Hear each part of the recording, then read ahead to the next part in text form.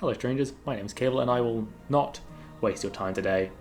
Issues with the audio, as with usual. Link to this game is below and I hope you enjoy day 3. See you later. It's only going to be 2 or 3 days. Oh. I like the use of an antique phone. We get to go up to day 3? Oh, we are spoiled by you 2.5 studios. Your eyes shot open to the sound of someone banging on the door downstairs. With bleary sight, you look towards your phone. 6:04 a.m. Not Florian, then. Oh, I'm getting up. The banging on the door continued. It got louder the closer you came. Stranger, too, because it sounded less like someone's fist and more like a hunk of metal. I'm coming. No need to break the door down.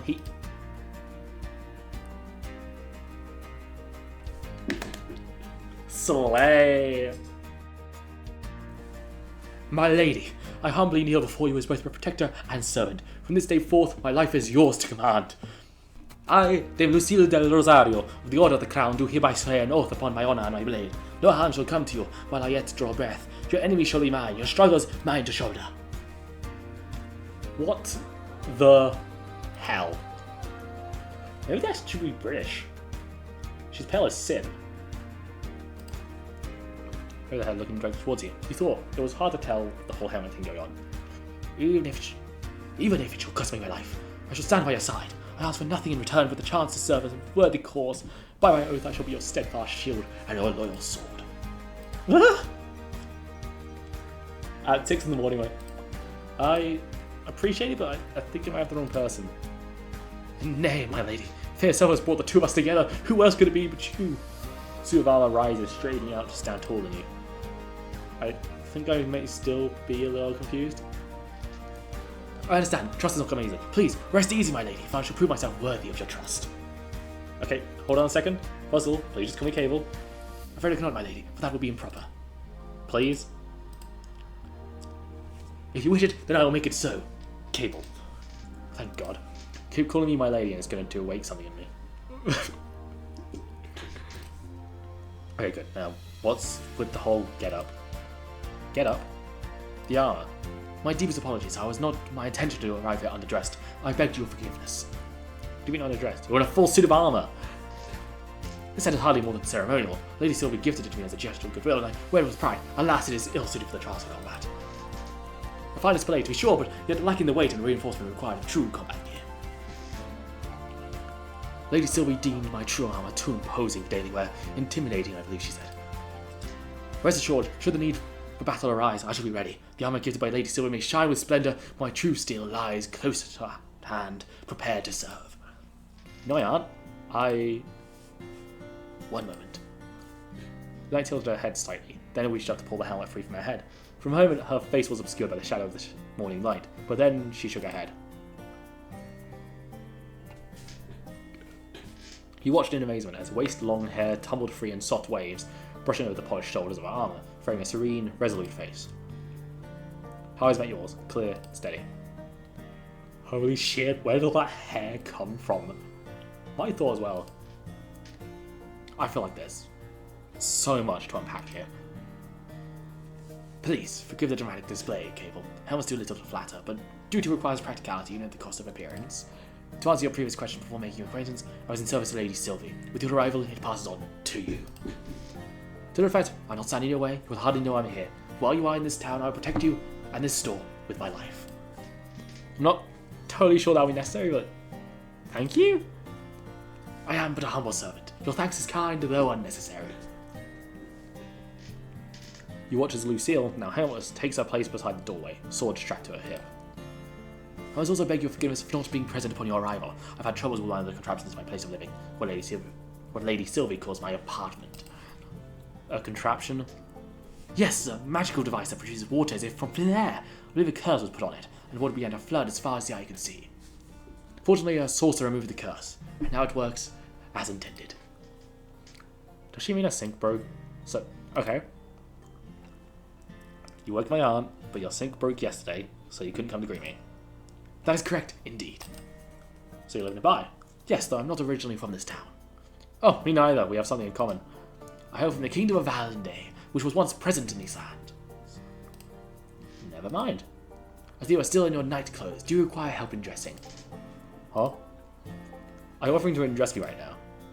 I believe that getting dressed requires one to be first undressed. Yes, you need not question my intentions. They are entirely pure. I only wish to serve. Oh, this is great.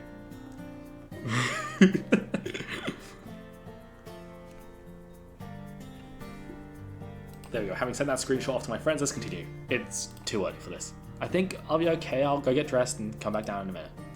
Please take all the time you need, my Cable. I'll gather store in your absence.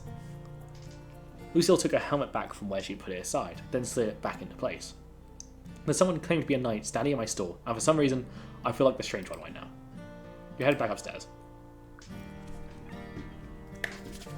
I think they're going to introduce all the main romantic interests first. Because we've got 3 potential male love interests, 2 female. 2 female, including the ghost, which I'm assuming will be fully introduced to this evening. And then I'm going to assume there's a third female love interest, and then a 4th, and a 7th one as well. Because 7 feel like is a lucky number, I think. So it'll probably match with the themes of curses and magic. So he's hoping. Ow. Slipping in your pajamas, you shook your head. You'd never met a knight before. You're going to feel like maybe this was all one long extended dream. To be honest, I kind of dig it though. I did want things to be different, right? Can't get more different than a knight waking up at 6 in the morning and pledging allegiance to you. He still stood by the door, posture perfect. She almost looked like one of the antiques on display. How's keeping on to go? Well, Cable, no one intruded on the establishment while you were absent. I remain vigilant. Thanks, Lucille. Keep up the good work. I guess I'll just get to it. Let's see what to do today. Oh, yippee! Welcome to the Willowmist Emporium, Cable. How pricing works. Each item in your inventory has a hidden value range. Your job is to pick a price within that range. At first, pricing might feel like guesswork, but you'll get better as you go. Items come in different quality levels: poor, normal, good, or perfect. High quality items fetch higher prices. Your smart skill helps you estimate prices more accurately. When your smarts is low, you'll only have a rough idea of what something is worth. As smarts increase, your valuation gets sharper, making it easier to spot a good deal and avoid overpricing. Daily routine is set, adjust prices for each shift. See how customers respond to your prices and learn from the results and adjust prices for the next time.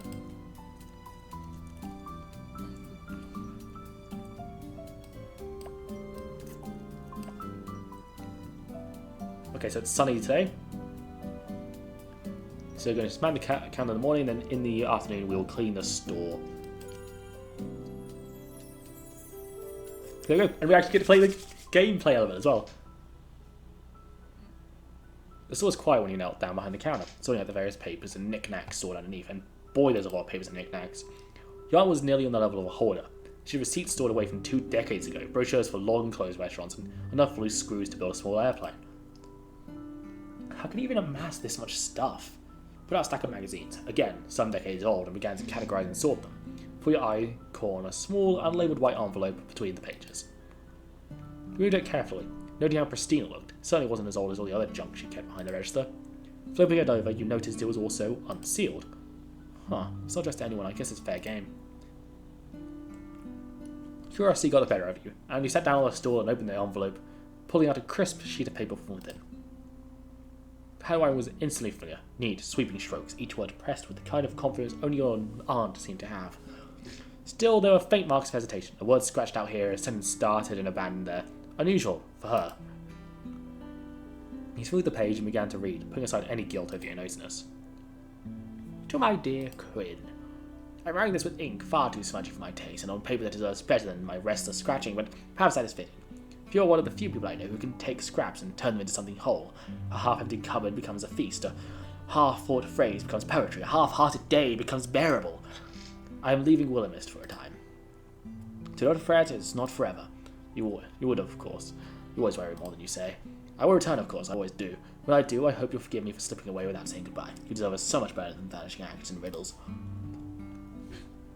I should have told you this in person. I nearly did, standing outside the Silver Oak with words right to the edge of my tongue, but I could not bring myself to. Not because I do not trust you, Quinn, because I trust you too much.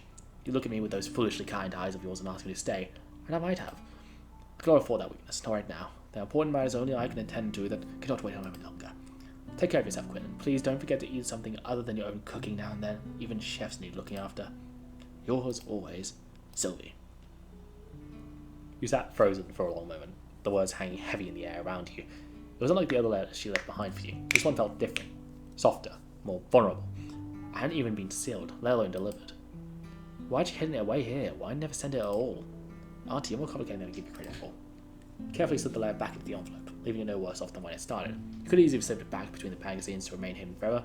It wasn't your place. But something stopped you. You instead stood up and headed towards the door. Yes, gift it to Quinn! The Silver Oak was alive with light and sound, even in the middle of the day.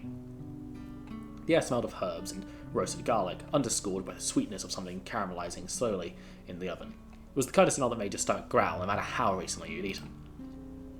Several patrons lingered despite the hour, sipping drinks in the garden or eating a meal. It didn't take you long to spot Quinn a few tables down. He was moving gracefully between patrons, balancing 3 plates at once and a full glass of wine, and talking animatedly to his customers.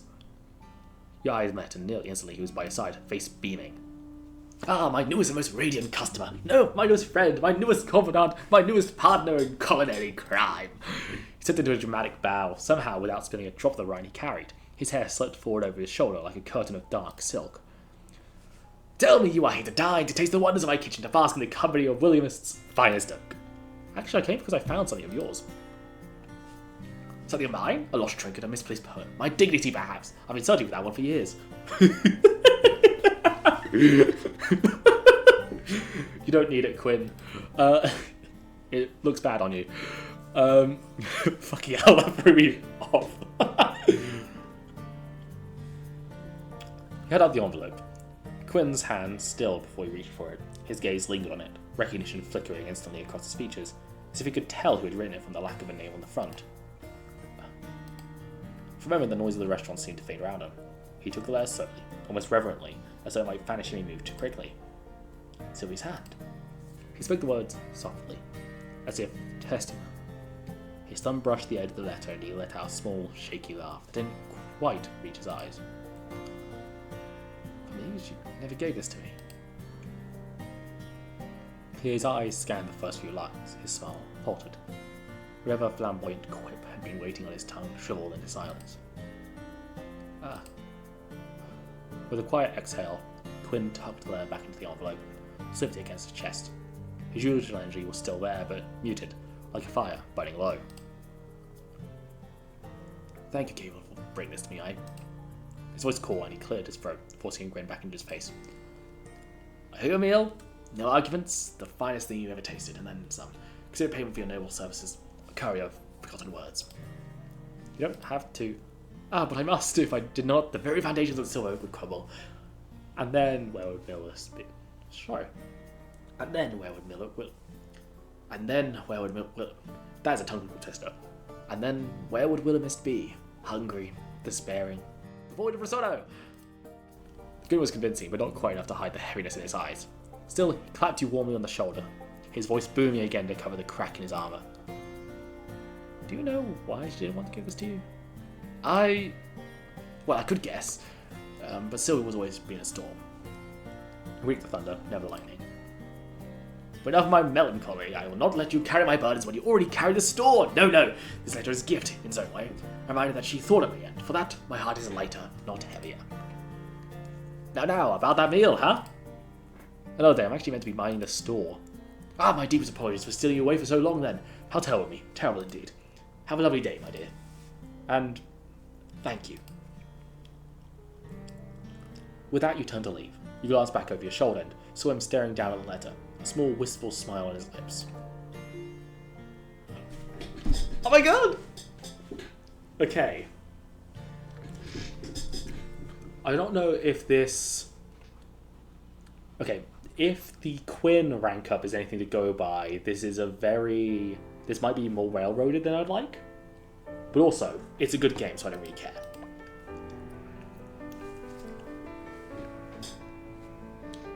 So, this is still technically the tutorial, by the way. I've been playing for, according to this, more than half an hour. It's going to have been about an hour now. Actually, I'm going to check. Let's see. Yeah, more than an hour. And we're still learning the game. I love that, genuinely. Okay, so we've got... The Stuffed Rabbit is going to be pretty good. Let's see, what should we price these as? I'm going to price it at... No, 15. Oh shit. No, fuck, I didn't mean to do that.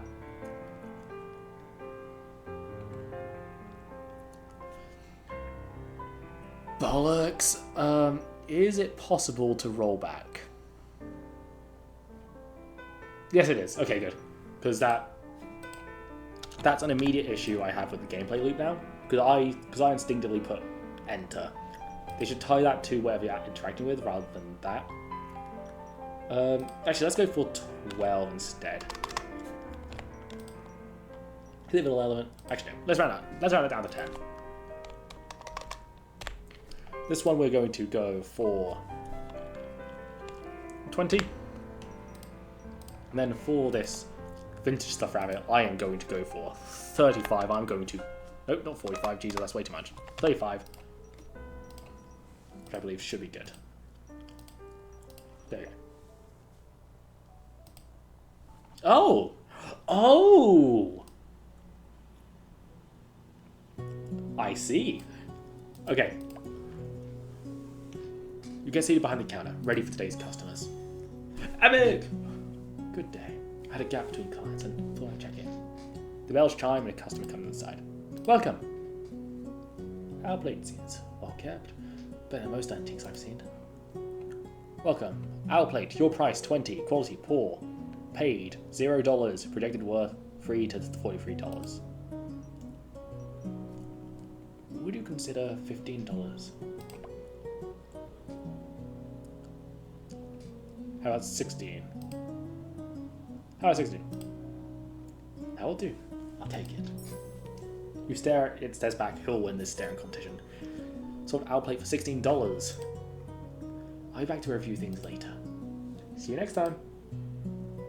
The customer leaves the store. The sky is blue, so I thought I'd stop by. Welcome. Nothing's calling me today. That's okay. Size is nice too. Bye bye. See you next time. The customer leaves the store. We saw 2 customers today, but no one else is coming now. Okay, I actually kind of like this gameplay loop. The door chimes, rang as someone clad in protective gear once again entered the store. Look down at your watch. 11:58 AM. Perfect time for a break.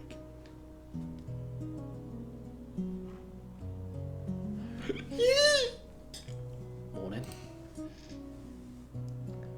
Sir Florian, one can hardly call it morning any longer. Do the morning sun's ray offend you so grievously? You cannot bring yourself to join us until they have waned? Lucille crossed her arms, the distinct sound of metal scraping against metal. She looked menacing like that, with her helmet still on. Florian just shrugged. Didn't seem he found her menacing at all. Yeah, nice to see you too. I don't know why acting all surprised voice started in the afternoon. Look at them both, covered from head to toe. That's a that, I don't know why, but that feels like it's a directing question. A night rises with the dawn, ready to meet the day's challenges head on. No, that's Quinn. A night rises with the dawn, ready to meet the day's challenge head on, yet you appear content to let half the battle pass you by. I'll leave the night shift for the night, if that's alright. Lucille placed her hands on her hips, tilting her helmet-covered head slightly as if considering him. Do you feel some obligation to lend your strength to the morning labours? The store requires diligence at all hours, not merely those convenient to you. Lucky you're here. I don't do mornings. Sylvie doesn't care. I don't know why you do. Very well. If your current arrangement serves the store well, I shall not press further, but do consider that your efforts, no matter the hour, reflect your honour and dedication to this establishment. I don't think mopping floors is all that honourable, but sure, whatever. Honour comes with every job, Sir Florian. Whether one wields a blade or a stranger's wares, it's the spirit in which the task is performed that matters most. Do carry on then, but know that this dawn is a most inspiring sight, should you ever choose to witness it. Yeah, I know. Maybe one day. Good. I trust we shall work together most admirably today. When Lucille went back to standing by the door, you used the opportunity to catch Florian by the wrist and pull him aside. Florian, pulls this away from you, eyes on the ground. Alright, forgot about last night. We'll cross that bridge when I've dealt with the admin room. Guess you met Lucille before? Hard not to, seeing she's always here. Maybe you could explain to me why there's someone in a full suit of armor in our store then, please? Trust me, that's not a full suit of armor. You should have seen her when she first turned up. So we hired her a few months back. We all did? Yeah. That's what she does. Takes and strays. You really don't need an armored guard for an antique store, but she got the job. Anyway, I guess it gives her something to see. Why does she think she's a knight? Because she is one. Apparently, I don't know. She looks like a knight to me. How could she be a knight? She has a sword. Is that the only requirement for knighthood? Okay, fine, she has a sword. Can't argue with that. This is about last night. Florian looked down to the ground again, avoiding eye contact for a few moments before sighing and looking back to you. I'm scared of blood. That was a terrible voice. I'm scared of blood. Jeez, I can't get that voice again. That's all it was. I was surprised. Sorry. Should have said something. I wasn't trying to scare you. Never get that. I apologize. I should have dealt with it myself. Come here. Florian grabbed you by the wrist. It was a light touch. He was careful not to hurt you as he pulled you towards the counter. They left you your own. We're returning with the same first aid gear you used yesterday. How you cured an injury, Sir Florian? Shall I fetch a physician? No. Got it handled. I'm fine, Florian. It's a tiny cut. I already fixed it up. You're supposed to change it twice a day. I am? So it heals properly. Oh, I didn't know that. I guess I'll just sit down. Took through the wooden box, pulling out some antiseptic and a new bandage. You really don't need to. Should be able to do this much. I have to. So we said I should do this shit like this. Hey, that you shut your mouth. Florian looked so serious in that moment, like this was about more than just a band-aid. Sat you down on the edge of the counter, then peeled away your old bandage after putting on a pair of disposable gloves. Florian grimaced, almost putting up his nose at the sight of the cut, which really wasn't too bad at all. Lucky yours it didn't hurt. He sat there quietly as if performed his tasks like a ritual, putting the antiseptic on your cut, which stung like a bitch, then covering it again with an adhesive bandage. Thanks, Florian. It's not a big deal. Then why does it feel like one? I really did see someone in my room last night. Whoever she was, she just put when I broke the glass. Well, I don't know, maybe the place is haunted. You think? Maybe you just imagined it. Anyway, I've got to get to work. Right, yeah, work. Thanks again, Florian. Spent a couple of hours cleaning the store. By the end of it, you're happy with your efforts. Store cleanliness increased. As the sun crested the horizon and day slowly began to turn to night, you turned your open sign to closed. Another day down. It was pretty busy today. Yeah, I guess. Some days are like that. Other days we're just twiddling our thumbs until we can go home. It's more like what I was expecting. I thought an antique store in the countryside wouldn't have a lot of activity. Would an antique store in the city have any more activity? Maybe. Antiques and thrifting and stuff are pretty popular these days. I always thought it was only old people who liked antiques. What? You don't like them? Looks like a load of junk to me. Junk! You should not say those things, Sir Florian. I really wish you'd just call me Florian. Lady Sylvie has spent her lifetime curating this collection of fascinating oddities. Do you well to hold your tongue if it only spits distaste? Oddities is one word for all this crap. I mean, you do you, but is there a reason to work here if you don't care about the store? I care about the store and the owner. I don't care about antiques. God helped me through some shit. Gave me this job when I had nowhere else to go. I appreciate that. Doesn't mean I have to be into used lampshades and rusty axes. Guess that makes sense. Speaking of it being busy, though, how do I go about finding more things to sell? We're out soon enough, unless I start purging the decorations. I don't know. Go sell someone's couch trash can. Do I look like a raccoon to you? Do you really want me to answer that? I don't think you look like a raccoon, Cable. Perhaps you have more qualities similar to a red panda. Your red coat is divine. Thanks, Lucille. I'm glad someone here appreciates me. Gone out a few different avenues for her junk, I think. I don't really know the specifics.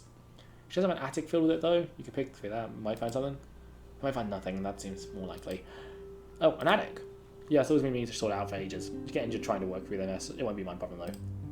I can go back to the key and show you tomorrow. Thanks, that sounds great. At the moment, your stomach loud and low grumble. Oh, right. Do you guys know Quinn? The chef guy? The chef guy? Yeah, I guess. Couldn't sound less interested. Florian rubbed at the back of his neck, looking away. He's nice or whatever. We just don't get along. I don't know. I guess we're two different people or something. Sir Quinn is an excellent cook who makes feasts fit for royalty. He still we did well in seeking his companionship. Companionship? Interesting. He invited me to his restaurant to try a new recipe tonight. And nearly forgot about it. Have fun with that. Oh, I'm not even a little bit interested. I'm not hungry. Got work to do, anyway. What, sweeping the floors you've been sweeping all day? It'll be fun! For you, maybe. Anyway, bye. Have fun, whatever. With that, Florian left the room. Lucille? I'd be honoured, Cable. In truth, I'd already considered offering to accompany you.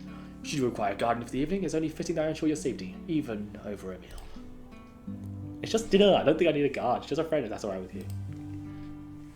A knight's duty is not about my circumstance. Whether it be dinner or a battle, I would gladly be your shield. But a friend, indeed. I would enjoy the company. They added Yuri into my game, hell yeah! Perfect. Still haven't managed to take a look around town, so having a guide will save me from getting too lost. Sir Florian has not offered to show you around the settlement. Truly? Well, then please allow me to escort you through the town and show you its finest landmarks. No harm shall come to you while I am by your side. Sounds like a plan to me. Let's make a whole night of it. A night of it? Sure. A night of it. That's so stupid, I love it. Oh, I love this stupid humor that, like, sets me off. There was the fucking 6, ... 7. Oh god, I'm a child. Okay. I'm gonna get myself some tea. I should have got myself some before I started playing, because this is a great game. I think this is going to be a game that I... God, how long have I been recording for? I don't know. Find out in a second. Anyway, I'm going to get a bit of a break. And I shall be using that as an opportunity to also give you a break.